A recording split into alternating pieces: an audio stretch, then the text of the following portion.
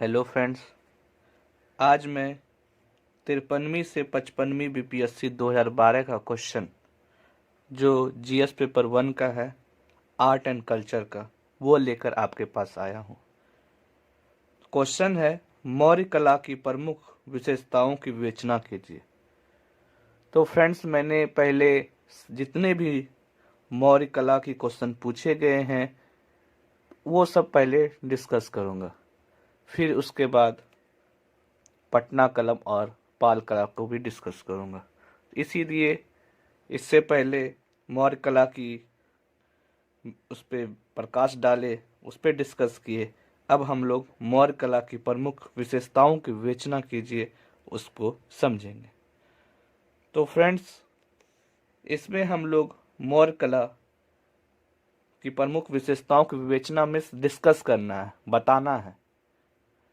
तो इसमें बताएंगे कि मौर्य कला जो है उसको दो भाग में, राजकीय कला और लोक कला के रूप में बांटेंगे।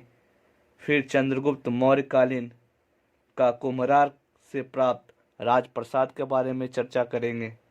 फिर अशोककालीन स्तूप, स्तंभ, बराबर की पहाड़ी में कंदरों का निर्माण सब के बारे में चर्चा करेंगे। फिर दशरथ के कालीन नागा अर्जुनी की पहाड़ी में कंदारों का निर्माण, उसके बारे में चर्चा करेंगे। फिर लोक कला में यक्ष यामी की मूर्तियां सबके बारे में चर्चा करेंगे। तो फ्रेंड्स, अब हम लोग किस प्रकार से उत्तर लिखेंगे उस पर बात करते हैं। मौर्य काल को भारतीय काल के इतिहास का प्रारंभ माना जाता है, जहां चंद्रगुप्त मौर्य एवं अशोक आदि सम्राटों की प्रेरणा से राजकीय कला ने ऊंचाइयों को हुआ। वहीं लोक कला की दृष्टि से भी यह काल उन्नत रहा। बिहार से अनेक राजकीय और लोक कला से संबंध मौर्यकालीन कला एवं स्थापत्य के नमूने प्राप्त हुए हैं।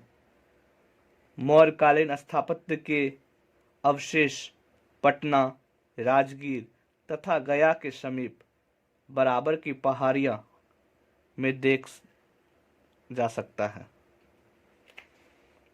चंद्रगुप्त मौर्य का राजप्रसाद पटना के कुम्हरार में मिला है, जिसका वर्णन मेगास्थनीज का एरियन ने भी किया है। इसके फर्श और छत लकड़ी के हैं तथा इसमें 40 बलुआ पत्थर के पॉलिशदार स्तंभों का प्रयोग हुआ है। फाहियान ने इसकी प्रशंसा करते हुए इसे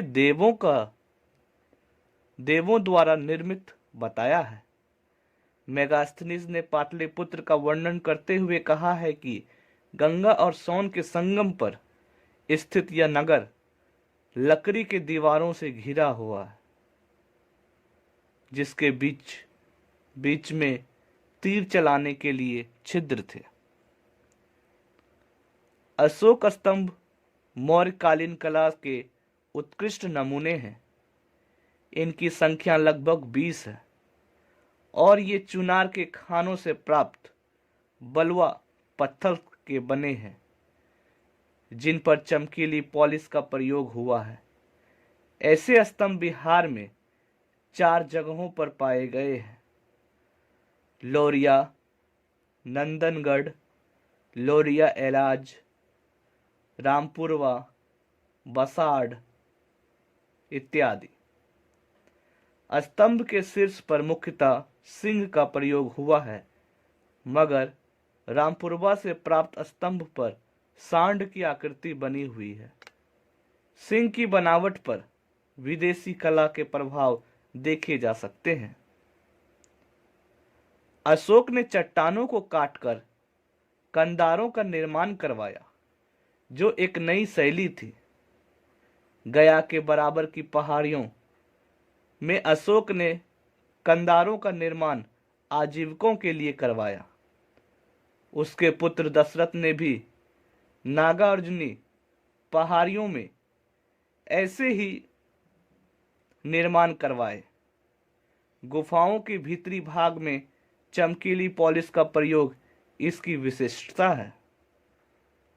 पटना के दीदारगंज से प्राप्त यक्षी की मूर्ति मौर्यकालीन कला का अद्भुत उदाहरण है, जिसे दीदारगंज यक्षी नाम दिया जाता है।